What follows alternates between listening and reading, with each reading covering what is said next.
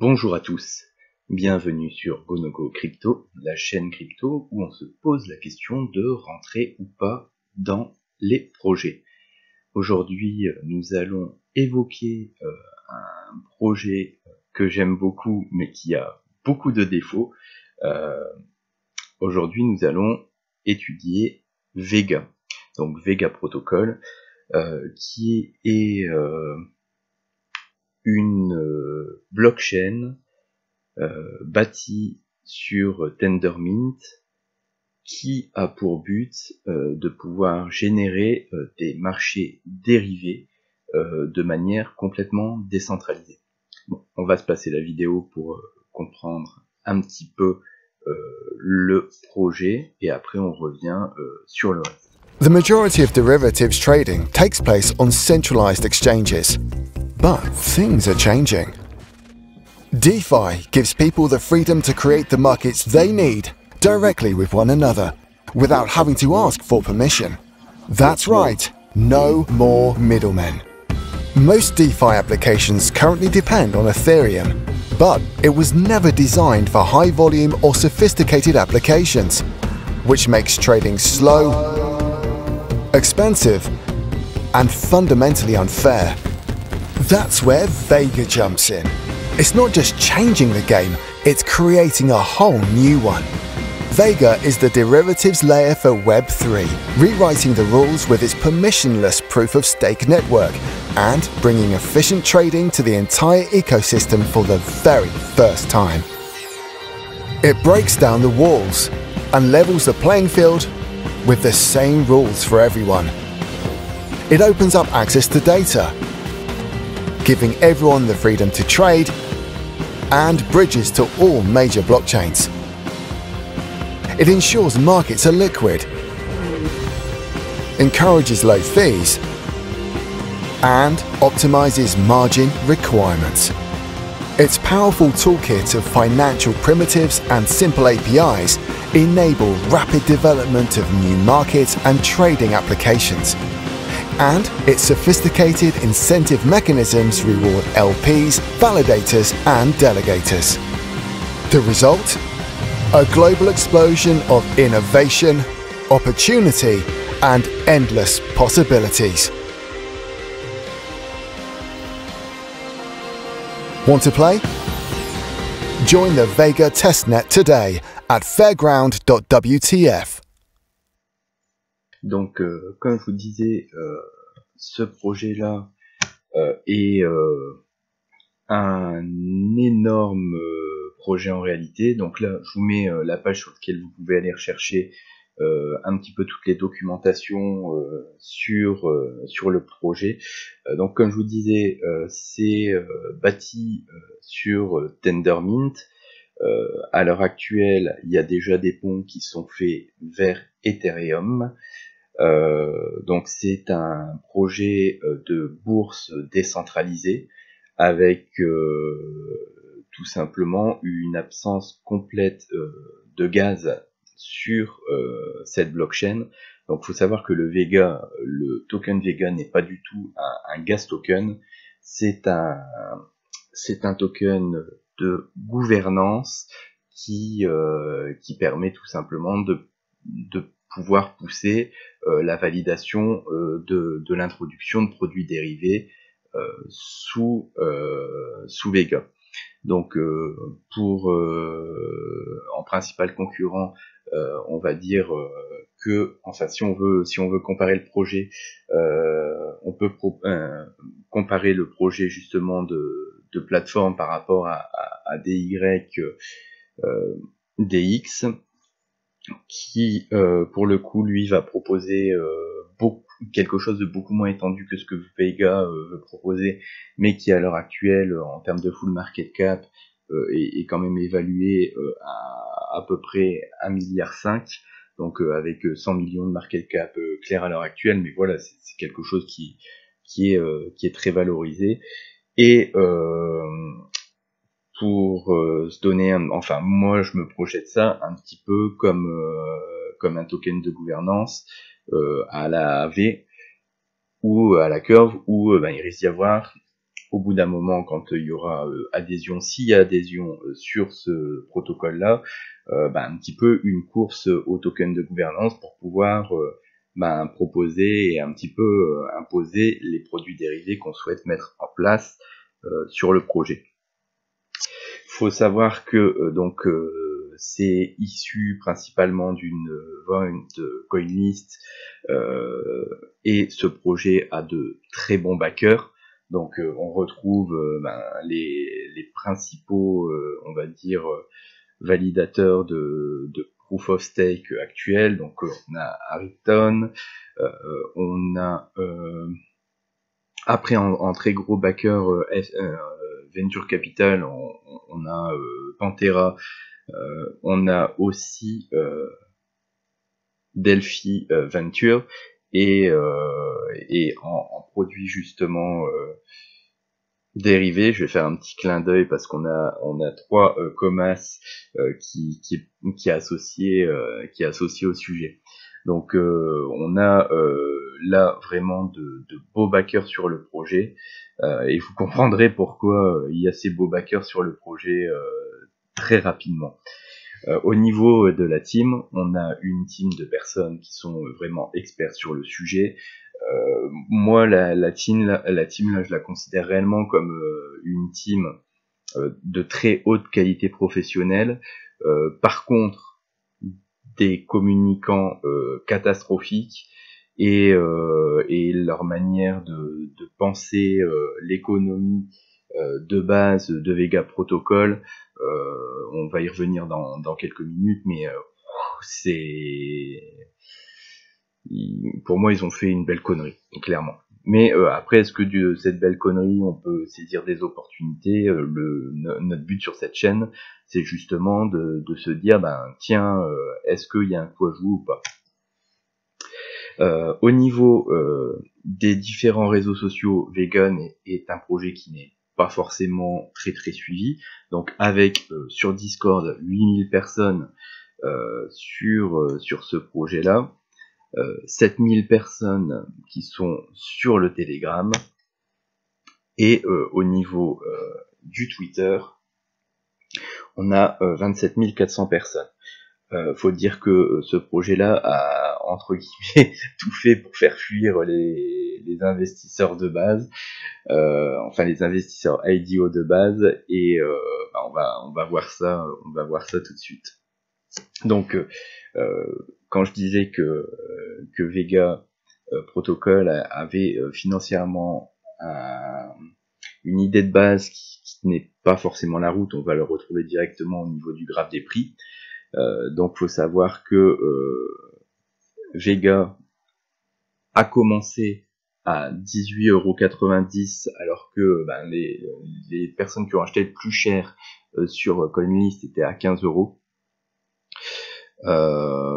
Et après ça a été la dégringolade en termes de prix, et le but étant de voir un petit peu où ça peut s'arrêter, parce que comme vous voyez, entre le prix qui passe son temps à se casser la figure, si on part sur la market cap, on se rend compte qu'on a une fois de plus pas du tout un graphique qui est en rapport avec les prix, et qu'on va justement s'expliquer en regardant les prix, la tokenomics, et un petit peu ce qui a été attribué au seed, etc.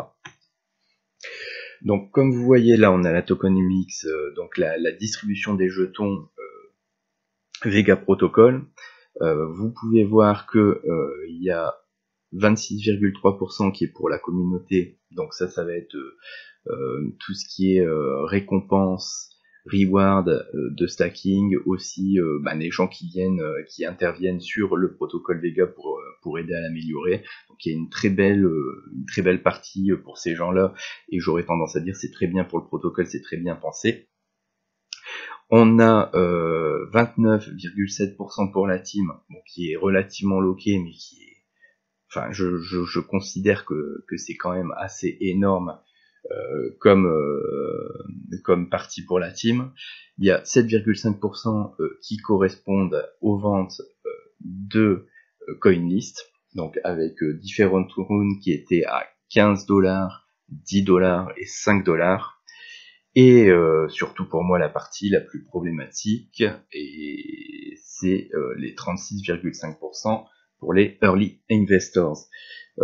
Pourquoi problématique?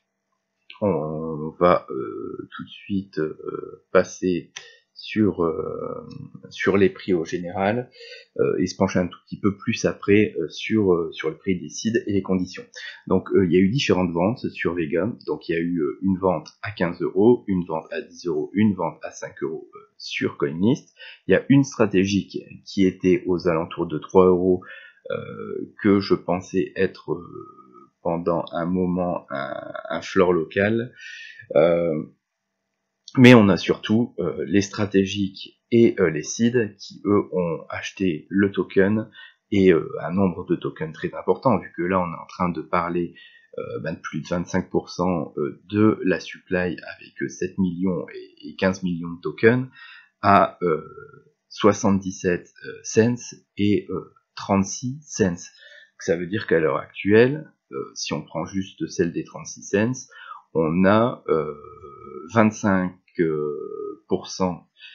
de la supply qui est à 36 cents au niveau des seeds. Seeds qui sont bien sûr là pour faire les validateurs, tenir les nodes, etc. Mais c'est effectivement très peu cher, et on voit que le delta entre 15 € et 36 centimes d'euros, il est assez dingue, et forcément, là, pour le coup, c'est quand je vous disais dans les autres vidéos que souvent c'est les gens qui achètent le token sur les exchanges qui prennent cher par rapport au seed et par rapport au stratégique. Là, très clairement, la vente, l'IDO qui a été faite sur CoinList était faite pour positionner très haut le prix du token, mais rien ne pouvait justifier que dans le temps ce prix-là tienne.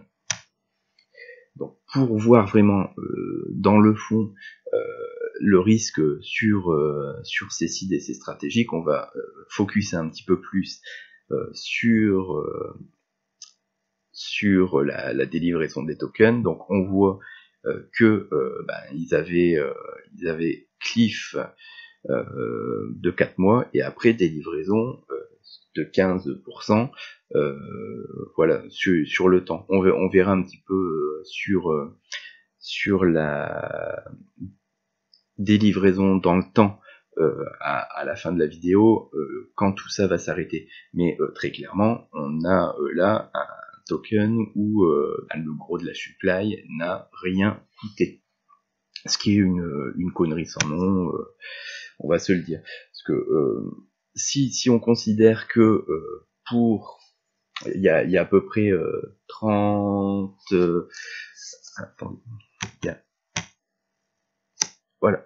Il y a 36% de la supply qui a été vendue pour 22 millions. Ça veut dire que, grosso modo, ils estimaient que, si on doit estimer que le protocole, il fallait mettre un prix à la base, le prix de ce protocole pour la délivraison complète, c'était 60 millions. 60 millions sur ce projet-là, c'était vraiment offrir aux idéaux stratégiques un prix indécemment bas, non justifié, et à contrario, sachant ça, le prix des IDO est parfaitement indécent. Pour comprendre où on en est justement par rapport à ça, voilà la distribution dans le temps. Donc on voit que à l'heure actuelle, on est à mi-chemin sur la libération des tokens. Donc il faut prendre en compte que jusque au moins janvier 2023, et même j'aurais tendance à dire vous laissez couler un petit peu après janvier 2023, genre mars-avril, les seeds, les stratégiques qui vont décider de ne pas rester dans le projet vont liquider à mort. et le prix peut considérablement encore descendre, vu que en gros on pourrait aller chercher presque les 0,77 sans que le protocole en lui-même ne soit affecté. Limite on pourrait même taper un tout petit peu plus bas, du moment qu'on ne va pas chercher les prix des seeds qui eux sont vraiment les validateurs qui tiennent le protocole, tout va bien. Donc vous voyez qu'on a encore un sacré gap entre aujourd'hui et le moment où l'inflation du token va se calmer. Donc Vega n'est pas acheté tout de suite, sauf si vraiment il se met à y avoir un consensus entre les stratégiques et les sites pour pas vendre maintenant, et là normalement on a encore un gap vers le bas qui est tout à fait possible. Une fois qu'on sera arrivé en janvier 2023, etc., les rewards seront relativement petites. Donc il va quand même falloir se poser si vraiment on va bas, qu'on va chercher proche du prix des seeds, mais qu'on voit qu'on se stabilise bien, une option intéressante pourrait être de se mettre au stacking. Il faut savoir qu'il y a un stacking qui est en place sur Vega, qui justement va amener quasiment jusque la supply maximale en janvier 2023. Et si vous descendez bas et que ça se stabilise, pouvoir rentrer et stacker sur Vega va pouvoir être éventuellement intéressant. Donc pour reprendre, on a un projet qui est super ambitieux, qui est vraiment quali. Enfin, si vous faites le tour réellement de Vega Protocol, vous allez être surpris par la qualité du travail qui a été mis en place et le fait que ce soit à l'heure actuelle complètement sous-évalué. Pourquoi c'est sous-évalué? C'est tout simplement parce que le projet à la base a bradé au seed et au stratégique les tokens à un prix qui n'avait aucun sens, qu'ils ont essayé d'aplanir en étant vraiment injuste au niveau des IDO et en proposant le token à un prix extrêmement élevé, mais qui avait vraiment aucun sens non plus, et qui au final a juste lancé un début de vie avec un prix haut, mais où de toute façon ce qui avait été vendu aux IDO par rapport à ce qui avait été vendu aux CDO stratégiques, c'était tellement ridicule que ça n'a pas été capable de tenir le prix. Donc le point d'entrée, je vous laisse le juger. La qualité du protocole, faites le tour, parce que je vous dis, c'est impressionnant, mais c'est à vous de vous faire votre religion sur le sujet. Sur ce, si vous avez apprécié les éléments que vous avez dans la vidéo, si vous voyez un petit peu plus où vous pourrez rentrer, un petit peu ce que vous devez surveiller, n'hésitez pas à rémunérer cette vidéo par un pouce, à vous abonner à la chaîne, et n'hésitez pas à faire un petit coucou sur le Telegram qui a été mis en place. Sur ce, je vous souhaite une excellente journée. Je vous remercie, au revoir.